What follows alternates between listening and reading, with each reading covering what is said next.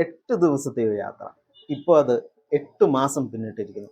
പറഞ്ഞു വരുന്നത് മറ്റാരെയും കുറിച്ചല്ല, സുനിത വില്യംസിൻ്റെയും കൂട്ടാളി ബൂച്ച് വിൽമോറിനെയും കുറിച്ചാണ്. ഒരു 8 ദിവസത്തേക്കാണ് അവർ ബഹിരാകാശ യാത്ര നടത്തിയത്. എന്നാൽ 8 മാസം കഴിഞ്ഞിട്ടും അവർക്ക് തിരിച്ചിങ്ങോട്ടേക്ക് എത്താൻ സാധിച്ചില്ല.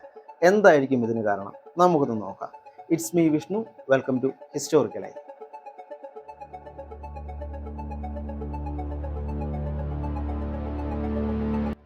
ബോയിങ് സ്റ്റാർലൈനർ പേടകത്തിൻ്റെ ക്ഷമത പരിശോധനയുടെ ഭാഗമായിട്ടാണ് ഇരുവരും ബഹിരാകാശത്തേക്ക് പോകുന്നത്. അവിടെ ചെന്ന് കഴിഞ്ഞപ്പോൾ പേടകത്തിന് ചെറിയൊരു തകരാറ്. എന്താണെന്ന് നോക്കിക്കഴിഞ്ഞിട്ടുണ്ടെങ്കിൽ, സ്റ്റാർലൈനർ പേടകത്തിന് 2 മൊഡ്യൂളാണ് ഉള്ളത്. ഒന്ന് ക്രൂ മൊഡ്യൂളും മറ്റൊന്ന് സർവീസ് മൊഡ്യൂളും. ക്രൂ മൊഡ്യൂൾ എന്ന് പറഞ്ഞിട്ടുണ്ടെങ്കിൽ സുനിത വില്യംസ് ഇവരൊക്കെ യാത്ര ചെയ്യുന്ന ഒരു ഭാഗമുണ്ടല്ലോ, ഇവരെ ബാഗ് വെക്കുന്നതും ഇവരിയ്ക്കുന്നതുമായ സ്ഥലം, അതിനെയാണ് ക്രൂ മൊഡ്യൂൾ എന്ന് പറയുന്നത്. സർവീസ് മൊഡ്യൂൾ എന്ന് പറഞ്ഞിട്ടുണ്ടെങ്കിൽ ഇതിൻ്റെ എൻജിൻ ഭാഗങ്ങളാണ്. അവിടെയാണ് ഇത്തവണ ചെറിയൊരു തകരാറ് വന്നിട്ടുള്ളത്. 2011 സ്റ്റാർലൈനർ പേടകത്തിൻ്റെ പദ്ധതി. അപ്പോൾ അവർ പറഞ്ഞത് ഏകദേശം 2017 തന്നെ ആദ്യത്തെ ടെസ്റ്റ് ഫ്ലൈറ്റ് നടത്തുമെന്നാണ്, അതായത് ഈ പരീക്ഷണ പറക്കൽ. എന്നാൽ ആ ഡേറ്റ് ഒരുപാട് നീണ്ട് 2019 ഡിസംബർ 20 ആയത്. പക്ഷേ അന്ന് അതൊരു പരാജയമായിരുന്നു. അതായത് ഇതിലെ സോഫ്റ്റ്വെയറിലുണ്ടായ എറർ മൂലം അന്ന് അത് ഉപേക്ഷിക്കേണ്ടതായിട്ട് വന്നു.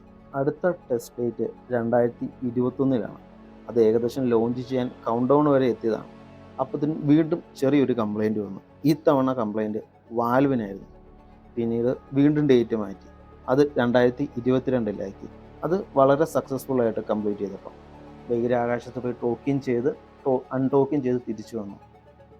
പരീക്ഷണ പറക്കലായതുകൊണ്ട് മനുഷ്യരാരും ഇല്ലായിരുന്നു. കാരണം ഒരു റിസ്ക് എടുക്കാൻ നാസയോ ആരും തന്നെ തയ്യാറായിരുന്നില്ല. പരീക്ഷണ പറക്കൽ വിജയം കണ്ടപ്പോൾ 2023 ജൂലൈയിൽ മനുഷ്യരുമായിട്ട് ഈ പേടകം പറന്നു വരുമെന്ന് നാസ പറഞ്ഞു. എന്നാൽ 2023 ജൂൺ 1 നാസ വന്ന് പറഞ്ഞു ഈ പേടകത്തിന് ചെറിയൊരു തകരാറുണ്ട്. ഈ തവണ തകരാറ് ഇതിൻ്റെ പാരച്യൂട്ടിനാണ്. അതിനാൽ അടുത്തൊരു ഡേറ്റ് ഉടനെ തന്നെ പറയാമെന്ന് പറഞ്ഞു. പിന്നീട് ഏകദേശം 1 വർഷത്തോളം കാത്തിരിക്കേണ്ടി വന്നു.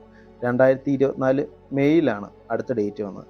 അന്നും സുനിത വില്യംസും ബൂച്ച് വിൽമോറും തന്നെയായിരുന്നു കേട്ടോ. ലോഞ്ച് ചെയ്യുന്നതിന് 2 മണിക്കൂർ മുമ്പ് ഇതിൽ ഹീലിയം ലീക്കേജ് കണ്ടുപിടിച്ചു. അങ്ങനെ ആ അറ്റംപ്റ്റും അവിടെ ഉപേക്ഷിക്കേണ്ടതായിട്ട് വന്നു. വൈകാതെ മറ്റൊരു ഡേറ്റ് വന്നു. പറന്നുയരാൻ 3 മിനിറ്റുകൾ മാത്രം ശേഷിക്കെ ചെറിയൊരു തകരാറ്. ഇത്തവണ തകരാറ് വന്ന് പേടകത്തിനായിരുന്നില്ല, ഗ്രൗണ്ട് സ്റ്റേഷനിലെ സിസ്റ്റത്തിലെ ചെറിയൊരു ഇററായിരുന്നു. അതിനാൽ ആ പറക്കലും ഉപേക്ഷിക്കേണ്ടതായിട്ട് വന്നു. തടസ്സങ്ങളെല്ലാം നീങ്ങി ജൂൺ 5 ഇരുവരും പറന്നുയർന്നു. ഒരു ദിവസം കൊണ്ട് ഇൻ്റർനാഷണൽ സ്പേസ് സെൻറ്ററിൽ അവർ ടോക്കിംഗ് ചെയ്തു. തിരിച്ച് ഒരു 8 ദിവസം കൊണ്ട് തിരിച്ച് മടങ്ങി വരാനായിരുന്നു അവരുടെ പ്ലാൻ. എന്നാൽ അത് സാധിച്ചില്ല. എന്തെന്ന് നോക്കിക്കഴിഞ്ഞാൽ നമ്മുടെ പേടകത്തിന് 28 ടെസ്റ്ററുകളാണ് ഉള്ളത്.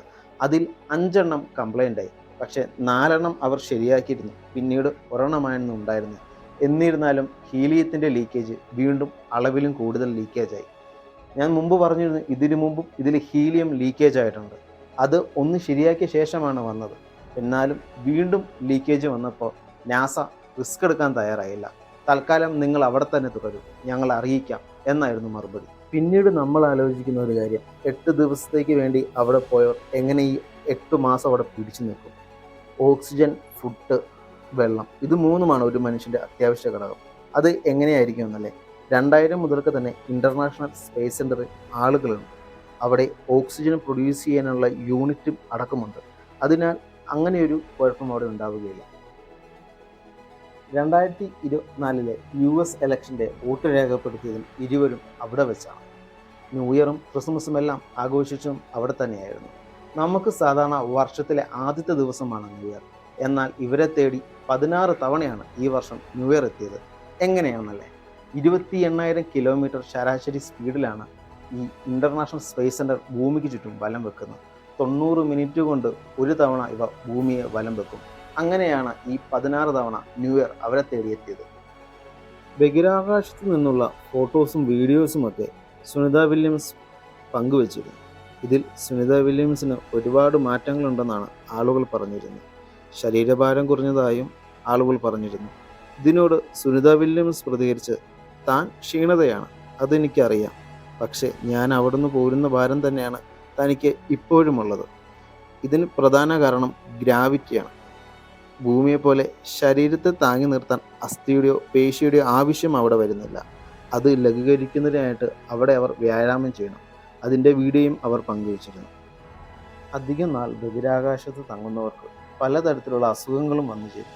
കിഡ്നിയിലെ കല്ല്, ശരീരഭാരം കുറയുക, ഹൃദയപരമായ അസുഖങ്ങൾ, കാഴ്ചയെ ബാധിക്കുന്ന അസുഖങ്ങൾ എന്നിവ ഉണ്ടാകാനുള്ള ചാൻസ് കൂടുതലാണ്. ഈ അസുഖങ്ങളെല്ലാം പുരുഷ യാത്രക്കാരെ അപേക്ഷിച്ച് വനിതാ യാത്രക്കാർക്കാണ് കൂടുതലും ഉണ്ടാവുക എന്ന് 2023 പഠനത്തിൽ കണ്ടെത്തിയിരുന്നു. സുനിത വില്യംസിൻ്റെ ബഹിരാകാശത്ത് നടക്കുന്ന വീഡിയോ നാസ പുറത്തുവിട്ടിരുന്നു. ബഹിരാകാശത്ത് പുറത്തിറങ്ങുന്നതിനെയാണ് ബഹിരാകാശ നടത്തമെന്ന് പറയുന്നത്. 6.5 മണിക്കൂറാണ് ഇത്തവണ സുനിത വില്യംസ് ബഹിരാകാശ യാത്ര നടന്നത്. US സ്പേസ് വാക്ക് എന്ന് പേരിട്ടിരിക്കുന്ന ഈ ദൗത്യം സുനിത വില്യംസിൻ്റെ 8ാമത്തെ ബഹിരാകാശ നടത്തം കൂടിയാണ്. ഇതോടുകൂടി 60 മണിക്കൂറും 40 മിനിറ്റും സുനിത EVAയിൽ ചെലവഴിച്ചത്. ഇതോടുകൂടി നാസയുടെ ഏറ്റവും പരിചയസമ്പന്നയായ ബഹിരാകാശ യാത്രികരുടെ ഇടയിൽ തൻ്റെ സ്ഥാനം ഉറപ്പിച്ചു. ഭൂമിയിലേക്ക് തിരിച്ചെത്തിയാലും അവരുടെ ജീവിതം പണ്ടത്തെ പോലെ അത്ര സുഖകരമായി പോകില്ല. കുറച്ച് നാളത്തേക്ക്. അതായത് ഒരു പേന നമുക്ക് വളരെ സിമ്പിളായിട്ട് ഉയർത്താം, എങ്കിൽ അവർക്കത് ഭയങ്കര ഭാരമുള്ളതായിട്ട് തോന്നും. അതുമാത്രമല്ല, ശരീരത്തിന് പ്രതിരോധശേഷി കുറച്ച് കുറവാണ്. അതായത് പെട്ടെന്ന് രോഗങ്ങൾ വരാനുള്ള സാധ്യതയുണ്ട്. ഹൃദയ സംബന്ധമായ രോഗങ്ങൾ, ക്യാൻസർ, കണ്ണിന് കാഴ്ചക്കുറവ്, ഇതൊക്കെ അവർക്ക് ഉണ്ടാകാനുള്ള സാധ്യതയുണ്ട്. അതിനാൽ ഒരു 6 മാസം മുതൽ 1 വർഷം വരെ ഡോക്ടറിൻ്റെ ട്രീറ്റ്മെൻറ്റിലായിരിക്കും അവർ. എന്നിരുന്നാലും ഇന്ത്യൻ വംശജയായ സുനിത വില്യംസ് നമ്മൾ ഇന്ത്യക്കാർക്ക് എന്നും ഒരു അഭിമാനമാണ്. ഈ ചെറിയ വീഡിയോ ഇവിടെ അവസാനിക്കുകയാണ്. ഇഷ്ടപ്പെട്ടിട്ടുണ്ടെങ്കിൽ ചാനൽ ഒന്ന് സബ്സ്ക്രൈബ് ചെയ്യുക.